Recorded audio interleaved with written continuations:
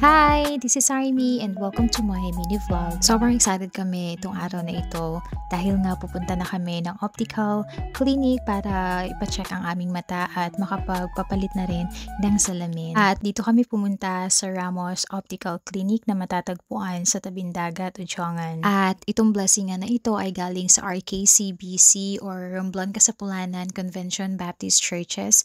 This is an organization of Convention Baptist.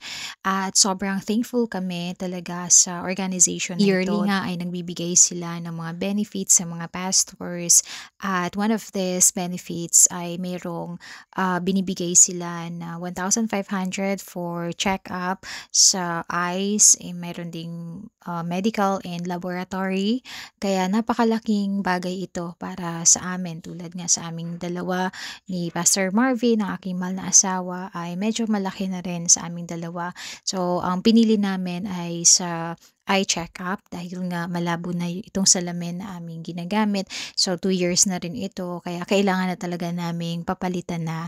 And salamat sa Panginoon dahil last year pa sana kami magpapapalit nga. Pero very tight talaga yung budget namin. Kaya sobrang blessings and answer prayer talaga kami na kami ay makasama sa benefits na ito. At ang partner nga nila sa eye check-up ay ang Ramos Optical Clinic. At bukod sa 1,500 ay nag-offer din sila sa amin ng discount dahil mga pastors kami. Kaya sobrang blessed talaga kami kanina ng aking mahal na asawa dahil ang laki ng na-less talaga namin. Kaya nagpapasalamat po kami kay Dr. Perez ng Ramos Optical Clinic. Patuloy po kayong pagpalain ng Panginoon. Mas marami pang customers ang tumangkilik po sa business ninyo. And also sa RKCBC, thank you so much po sa privilege na ito na aming natanggap at napakalaking tulong po nito sa amin.